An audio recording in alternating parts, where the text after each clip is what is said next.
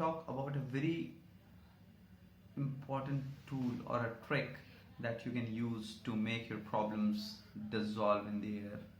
If not completely dissolve in the air, trust me, after this exercise, you would find them a lot manageable, a lot more manageable. So where is this magic coming from? Why I am so confident that this does work?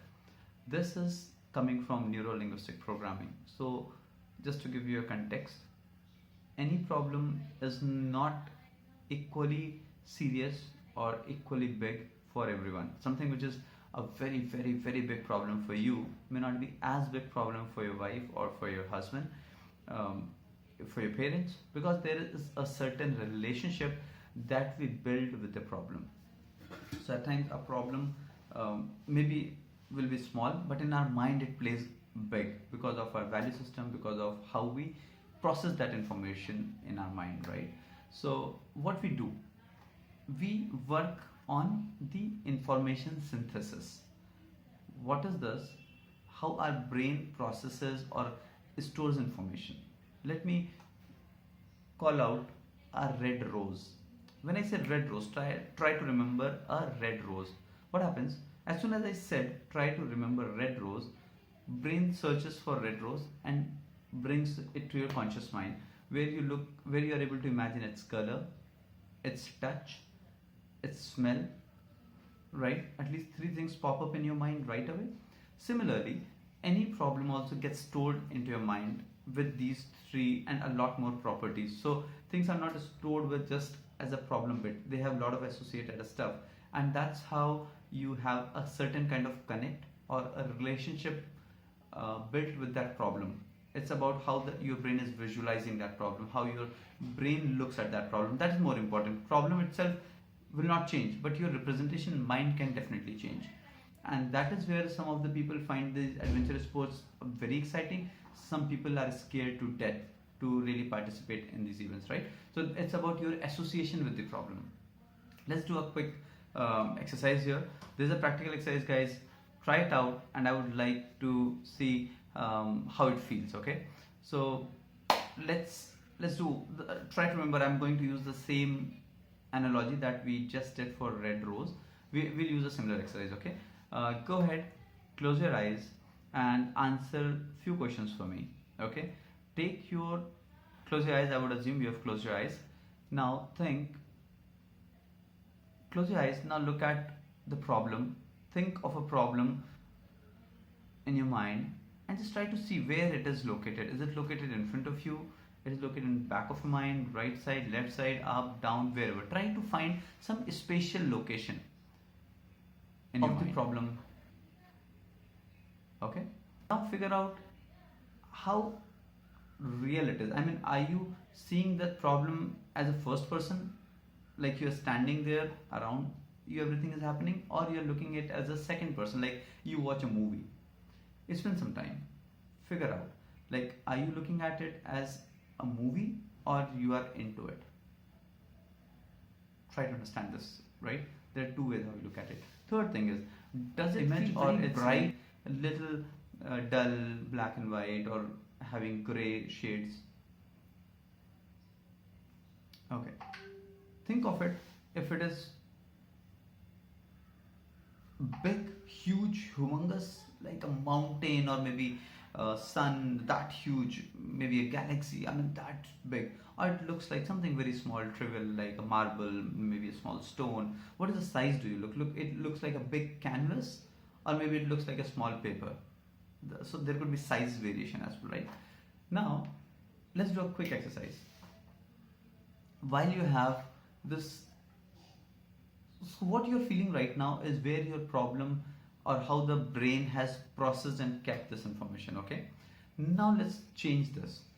If it was a huge painting, it was huge in your mind, I would like to say just bring it in front of you into a white big canvas. Project that problem into this big large white canvas, a huge canopy, like big large canvas that you can imagine. Throw it out loud in that, see it in all the vibrant color. Okay, take this moment, imagine you have thrown this into a big huge canvas. let it be there. Now you can imagine this whole canvas is your problem. Your problem is all out here. Okay. Now imagine this canvas is shrinking, and gets into this much of a dot. Imagine this huge problem that you had is shrinking, and just ends up into a dot. Zoop. It's into a dot. Okay. Now play it again. In your mind, make it enlarge. Throw it wide and big onto this canvas of your brain. Okay. Let it be there in all vibrant colors, and then make it smaller dot, and zoop. It's got to that small dot. Try it quickly. Do it quickly 5 times. Go ahead. 1. Make it very big, huge. Everything projected in your mind, large, big, clear the problem, and then zoop, small dot. Gone. Second time, do it again. Throw up your problem all in the vibrant colors in a big canopy that I can think of, and then it goes shrink, and goes back and goes away from you. It changes to a dot and goes away. Third time, go ahead again. Go. Try it again. Make a huge canopy. Again, project it in there and let it. Now this canopy shrinks, goes small, and zoop, gone away from you. Okay. One more time. Huge canopy again goes down, shrinks, and goes away from you in a very small dot and it's gone. 5th time, the last one. Give it your best once again. Throw it in the canopy, project it the way you could, and let it go away in a small shrinks, and gets into a small dot and zoop, gone. If you have done this exercise, now think again about your problem. How does it feel? I'd like to hear this in your comments, because what you have done right now, this whole thing triggers your brain to make that problem go small. Although you would definitely feel certain percentage of dip, I would like to, if you can help me with how much, think of a problem again, the same problem, bring that problem in your mind. Does it feel equally bad? I can guarantee it would not be same. It just cannot be same, because your brain cannot keep the problem in the same space where it was after this exercise, right? So even if it's there, I would like to hear it out, but I would like to know by how much percentage that problem got shrunk in your mind.